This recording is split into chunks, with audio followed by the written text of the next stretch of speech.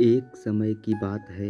एक किसान था जिसके पास एक घोड़ा था। वह अपने इस घोड़े से बहुत प्यार करता था। उसे अपने घोड़े पर बहुत गर्व था जो किसान की कमाई का जरिया भी था।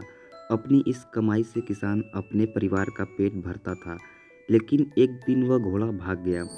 उसके भागने के बाद समाज के लोग और उस किसान के पड़ोसी उसके पास आकर उससे कहने लगे, हे भगवान, तुम्हारा घोड़ा जिस पर तुम्हें बहुत घमंड था वह तो भाग गया। उसको सांत्वना देने लगे कि उसके साथ बहुत बुरा हुआ। लेकिन किसान ने उसका जवाब बहुत ही सहजता से देते हुए कहा, हाँ, बहुत बुरा हुआ। फिर अगले दिन घोड़ा वापस आ गया। लेकिन सिर्फ घोड़ा वापस नहीं आया, बल्कि वह अपने साथ 3 जंगली घोड़े भी लाया। फिर उसके पड़ोसी उसके पास दौड़ते हुए आए और उस किसान से कहने लगे, आपका घोड़ा आ गया और अपने साथ 3 और भी घोड़े लाया है। यह तो बहुत अच्छी बात है, आपकी किस्मत तो बहुत अच्छी है। किसान बहुत खुश हुआ, उनकी तरफ देखा, फिर उसका जवाब बहुत ही साधारण रूप से दिया और कहा, हाँ शायद।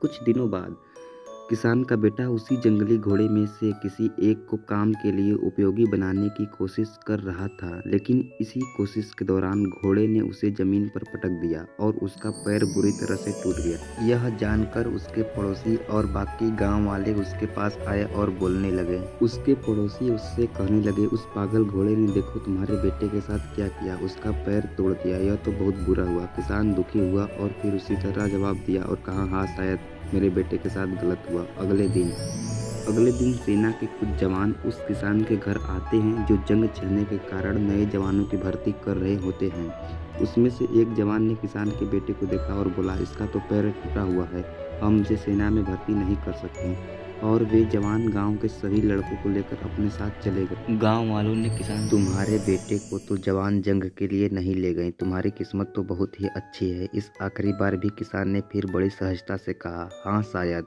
इस कहानी से हमें यह प्रेरणा मिलती है कि हमारे लिए चीज़ों को नकारात्मक ढंग से सोचने में जरा भी समय नहीं लगता है। जब भी कुछ हमारे अनुकूल नहीं होता है तो हम उसे बुरा ही समझते हैं। लेकिन सच बात तो यह है कि कोई नहीं जानता जो हमारे साथ घटा वह अच्छा है या बुरा।